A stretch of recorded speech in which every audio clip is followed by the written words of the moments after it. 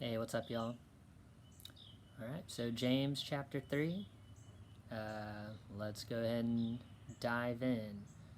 I'm going to start in verse 13. I'm just going to skip over the whole taming the tongue part because there's a lot to talk about in this chapter, so I'm just going to focus on one part. So I'm going to read, and then we're going to do a little biblical tour of how we see this sort of thing play out in other parts of the Bible. So here we go.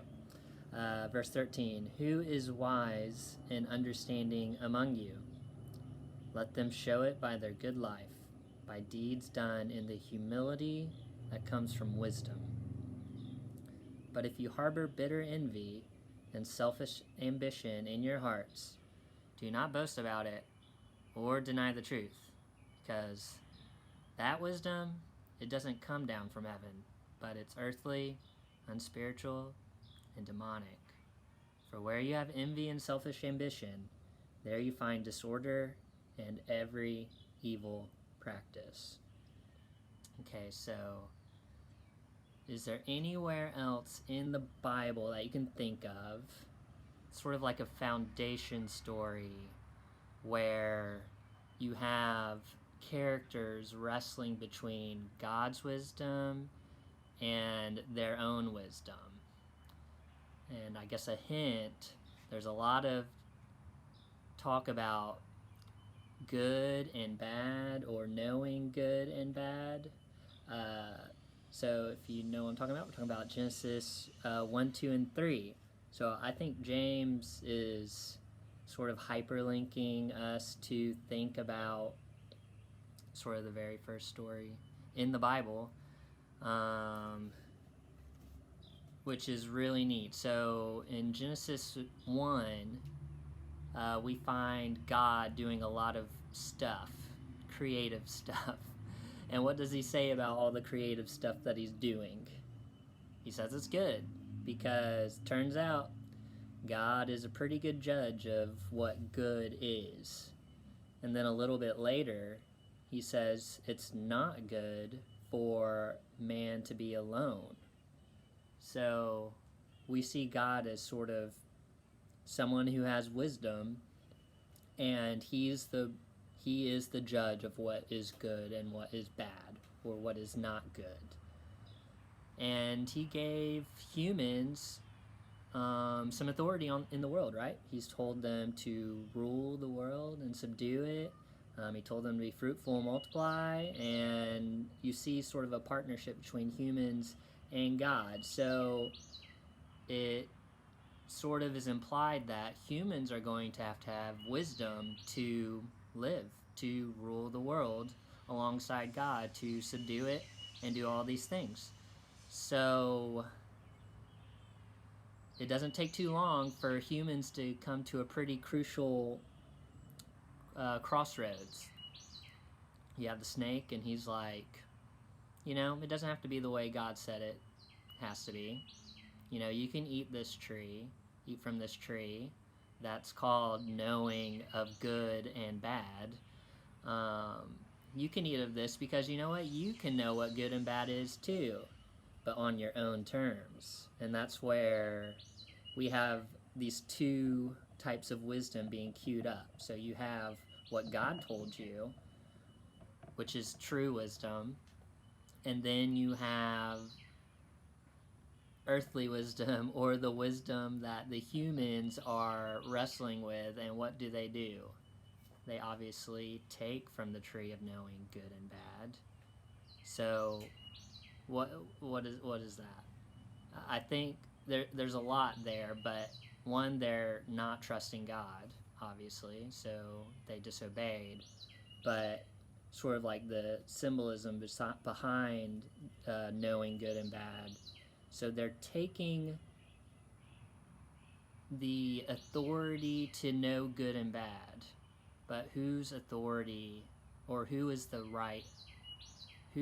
best judge at knowing who good and bad is, or what good and bad is? And that's God, and that's queued up in Genesis 1 and 2.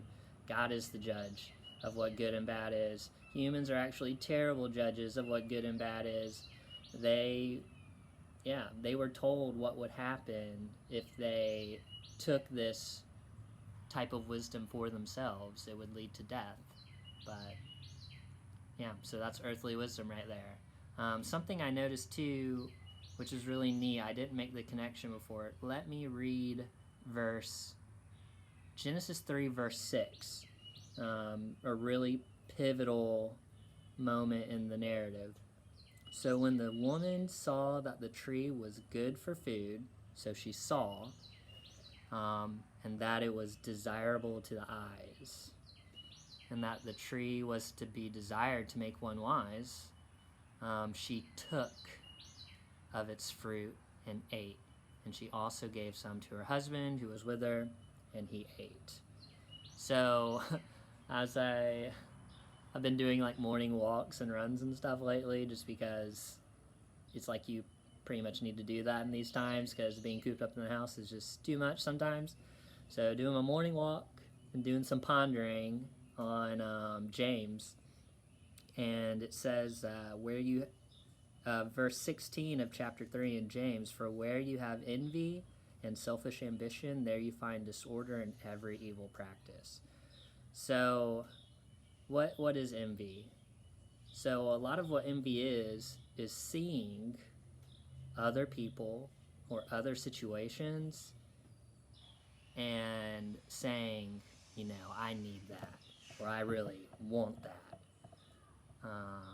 because I'm missing something. And then selfish ambition. What's that? It's selfishly taking things irregardless of anybody else or their circumstance. You're taking things in a selfish way. So what do we have in Genesis 3 verse 6? We have Eve seeing with her eyes, sort of envying wisdom on her own terms, and then taking the fruit selfishly, selfish ambition, pride, like all these things. Just making that connection sort of blew my mind. I'm sure I'm not communicating it like the best ever, but read it for yourself. Just read Genesis 3 verse 6 and then connect it to the two kinds of wisdom, and you see like what James is tapping into here is not just like, oh yeah, I'm asking for wisdom because I need to know what to do tomorrow. It's like we're talking about wisdom to live your life. We're talking about trusting God. We're talking about just submitting to His wisdom and not our wisdom. Because the wisdom that comes from heaven, it's done in humility. It's not done in envy or selfish ambition, which leads to every evil practice. I mean, yeah. I won't talk about that part anymore. So let me just move on. So another thing I thought of, which was really neat. So in 1 Kings 3, Solomon, he actually asks for wisdom. So where Adam and Eve failed to submit to God's wisdom, you actually have Solomon who's like wants God's wisdom. So that's sort of like mind-blowing to think about. But then of course, Solomon fails miserably, like he has a change of heart or something, I don't know, because he screwed up sort of in his time as king of Israel. So anyways, I thought that was interesting too, because it's really something for someone to submit to God's wisdom, because we know that in our day in and day out, we don't submit to God's wisdom. We look at things with our own eyes, and we selfishly take things when we should really be trusting God or living life by His wisdom. I mean, it's just like, it's such a amazing passage. It's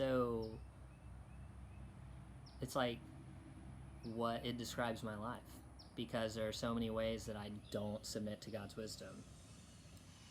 It's not just like whatever. It's the core of just what's wrong with the world.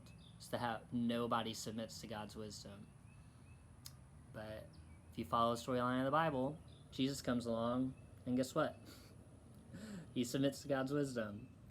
We finally have someone in the Bible who submits to God's wisdom. You know, Jesus goes into the wilderness, and Satan tempts Jesus just like he tempted Adam and Eve. And what did Jesus do?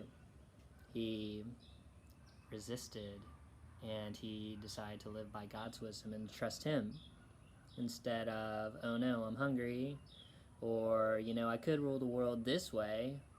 I mean, it's just like Adam and Eve right there. It's the whole situation. Okay, and then one last thing. I want to tie in Matthew 5, Sermon on the Mount. I said James, or in the last one, that in James he's super tying it in with Jesus saying, so you have wisdom in a humble state versus earthly wisdom that's defined by like envy and selfish ambition.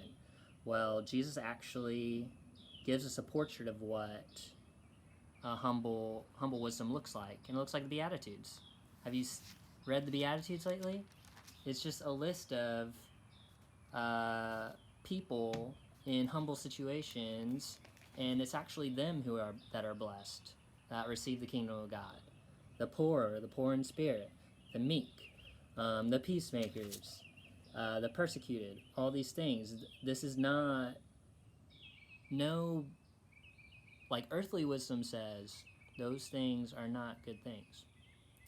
But God says, you know what? They're actually the blessed ones.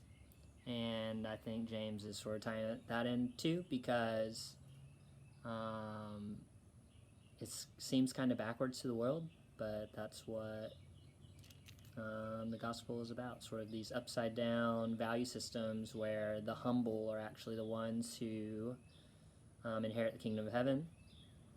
So yeah, humbleness, and then envy and selfish ambition. It's just our everyday situation. So yeah, I hope that kind of helps you realize how we need to live our lives. We need to trust God and submit to his wisdom. All right, I'll talk to y'all later.